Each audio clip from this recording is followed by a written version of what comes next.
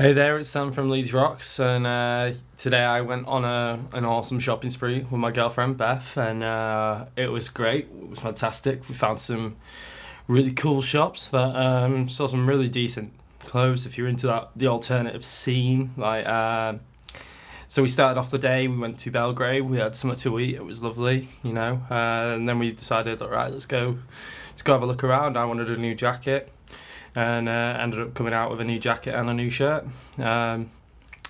So anyway, yeah, we went to first place we went to was Blue Rinse. I've only been to Blue Rinse a couple of times before, but it just sells really cool vintage clothing.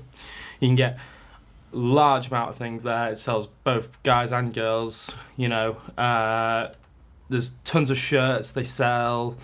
All the crazy coloured ones that you wouldn't want to really be wearing, but you wear them at festivals and that sort of thing because they look wacky, they're a bit quirky sort of thing.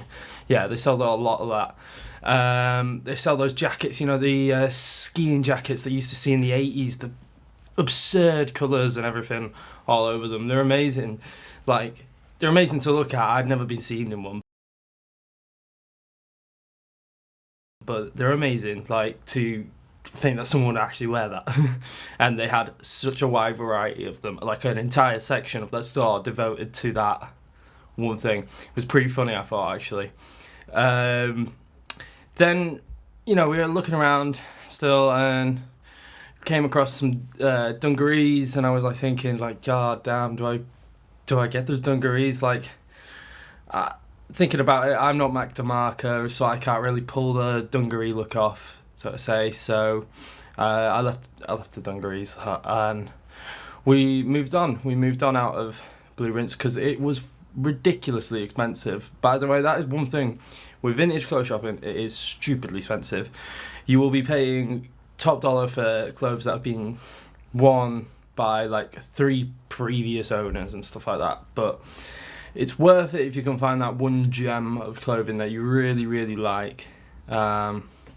So we moved on to Pop Boutique, and Pop Boutique is pretty cool, actually. I've never even been there, and I'm from Leeds, and I've been clothes shopping in Leeds tons and tons of times, but I've never actually heard of Pop Boutique before. And Beth took me. We went in.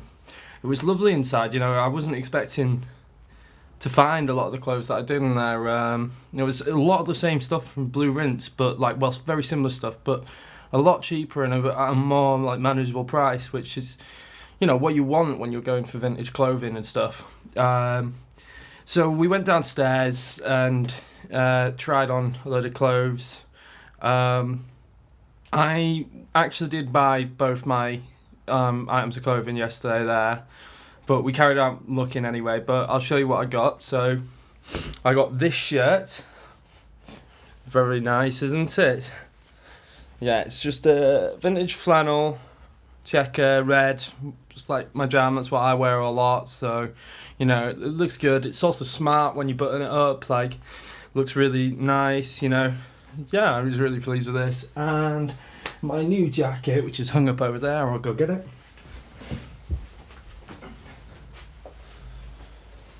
Now, we were saying about vintage clothing being unique and everything. Well, look at this. This jacket is awesome.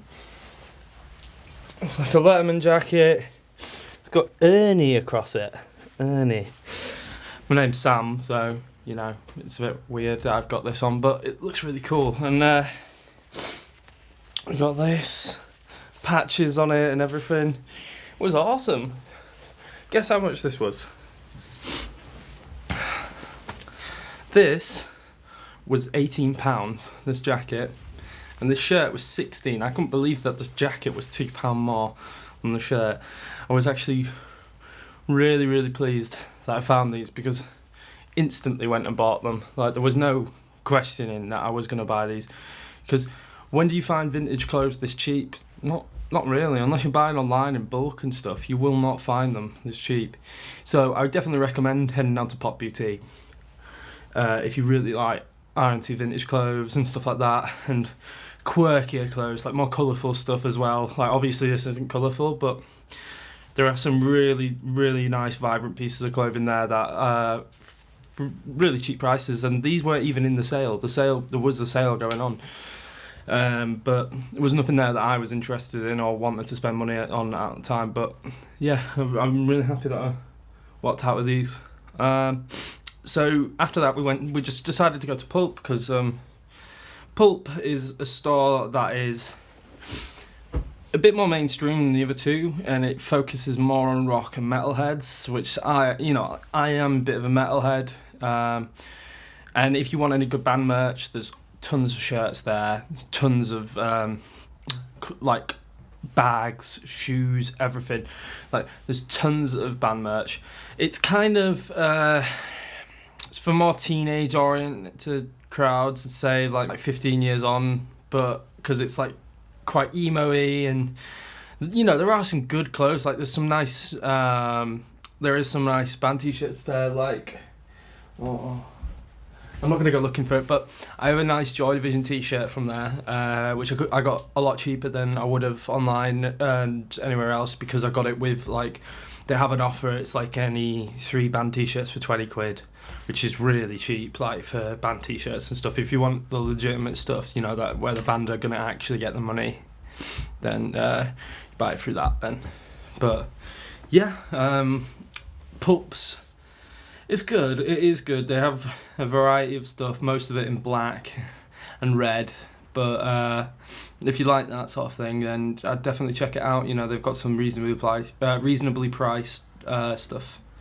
Other places to go, like, we didn't actually go yesterday, really. Well, we did, but we didn't really look around too long. Was Soho in the Corn Exchange. The Corn Exchange has some wonderful independent shops, by the way.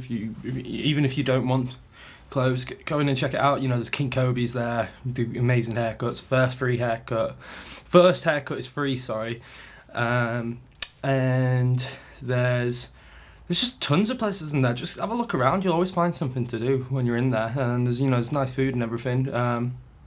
Like, speaking of the Corn Exchange, like, it moves on quite nicely from the emo topic we were talking about, because, like, it was the hub for emos back in the day, and got all the goth kids in Leeds. Like, when I was younger and I was a bit of an emo, we would go down to the Corn Exchange, me and my friends, and there would be like hundreds of people out there every night, just chilling, basically, just chatting, and it was like a safe place for the sort of alternative crowd to go. So it's nice to see that it's still going in a way, even though they shut down a lot of what once made the Corn Exchange. But yeah, it's cool to go in there. There are some, you've got your more sort of mainstream places as well. You've got, like, Top Man, you've got a few, probably, like Primark and stuff in Leeds, all the obvious ones. H&M, you've got your Vans store as well. Vans store's alright, it's very expensive. There's just, if you want Vans, you want some nice shoes, you might be able to pick up some up on sale there, but I would say for Vans and stuff, you would usually be better buying all that stuff online, because you'll find it cheaper there. So yeah, overall, that was our clothes shop. It was fun. It was fun to get out into the city and do something, and walk away with some clothes that I'm probably going to be wearing during the festival season and stuff like that. Like, this jacket is really lightweight, so it makes a perfect summer jacket, for going out and stuff. It's just really lightweight, and I don't feel warm in it, like, at all. Which is a bad thing as well, because it's a jacket. It's supposed to keep you warm, but it's not made for that weather anyway. But anyway, I'm shooting completely off track. But thank you for watching my podcast today, and I'll speak to you later.